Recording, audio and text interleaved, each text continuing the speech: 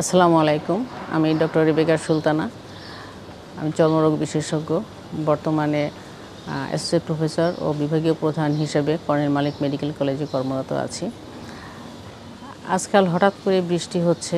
এই বর্ষার সিজনে কিছু কিছু রোগ বেড়ে যায়। এই জন্য আমি ভাবছি যে বৃষ্টির সিজনে বর্ষায় যে রোগগুলো বাড়ে সেইগুলো সম্পর্কে একটু কথা বলবো এবং সমাধান কী হতে পারে। বর্ষায় সাধারণত আমরা বাচ্চাদের কিছু রোগ খুব বেশি পাই, যেটাকে আমরা পুরাইগো সিমপ্লেক্স বলি। যেমন পোকামাকড় বেশি থাকে বৃষ্টির সিজনে, মশা এবং পোকামাকড় যখনই যে বাচ্চাদের অ্যালার্জির সমস্যা বেশি, বিশেষ করে ওদের গায়ে যদি কখনো পোকা লাগে বা পোকার কামড় হয়, তখন এক ধরনের প্রদাহর সৃষ্টি হয়। সেটা প্রথমে লালচে হয় এবং এরপরে চুলকায়, ওখানে ক্ষত বানিয়ে ফেলে পেশেন্ট।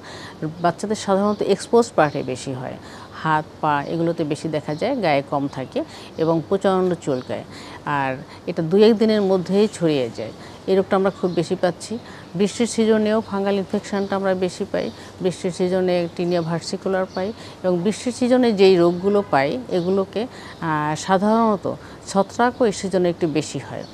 আর যদি এই বৃষ্টির সিজনের পোকামাকড় থেকে রক্ষা পাওয়া যায়, যদি বাচ্চাদেরকে রক্ষা করা যায়, তাহলে এই সমস্ত রোগের হাত থেকে আমরা তাদেরকে বাঁচাতে পারি। যেমন এই সময়ে আমরা বলি বাচ্চাদেরকে ফুল স্লিভ কাপড় পরানোর জন্য। পাতলা কাপড়ের হলেও ফুল স্লিভ পরাবে, যাতে পোকামাকড়ের সংস্পর্শে না আসতে পারে। আর পোকামাকড় যদি কামড়াবেই, তখন কিছু প্রোটেকশান হিসেবে তাদেরকে কিছু ওষুধপত্র কাছে রাখতে বলি আমরা, যেটা যখন যে বাচ্চা সাধারণত একবার হয়, দেখা যায় ওদের সবসময় এগুলো হতে থাকে, তা ওই ওষুধগুলো একটু ওখানে লাগিয়ে দিলে অতটা বেশি হয় না। আর খুব সিভিয়ার হওয়ার আগেই একটু চিকিৎসা নিতে হয়, তাহলে ভালো থাকা যায়। আর বৃষ্টির সিজনে আরও বেশি যেটা হয়, ফাঙ্গাল ইনফেকশনও তো সাথে সাথে ওয়েদার এই জন্য খুব বেড়ে যায়। আর তাছাড়াও বৃষ্টিতে কিছু কিছু সমস্যা আছে, যেগুলো ইনফ্লুয়েঞ্জা বা ভাইরাল জাতীয় কারণ, এই কারণে ভাইরাসের কারণে কিছু সমস্যা হয়, যেগুলো স্কিনেও ভাইরাল ইনফেকশনগুলো বেশি থাকে। আর একটা জিনিস হয়, এখন আজকাল আমরা পাচ্ছি চিকেন পক্সও বেশি পাওয়া যায়। তাছাড়া হারপিস সিমপ্লেক্স, হারপিস জোস্টার এগুলো এই সিজনে খুব বেশি আসছে।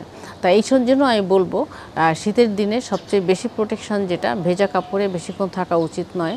কাপড় চোপড় ভেজে গেলে সাথে সাথে চেঞ্জ করা, গোসল করে নেওয়া এবং সুতির কাপড়, হাতে ছাতা নিয়ে বের হওয়া।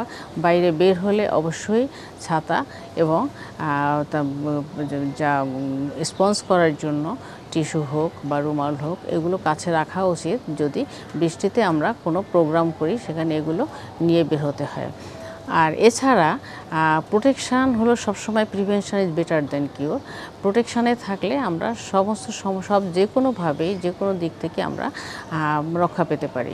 তবে এই বৃষ্টিতে এখন যেমন একটা শুরু হয়েছে, আবার সেই ডেঙ্গির প্রভাব শুরু হয়েছে। ডেঙ্গির হাত থেকে রক্ষা পাওয়ার জন্য এখন থেকে আমাদের প্রোটেকশান নিতে হবে। এখন থেকে আমাদের ডেঙ্গি মশা ঘরের মধ্যে না জন্মায়, এ ব্যাপারে খেয়াল রাখতে হবে।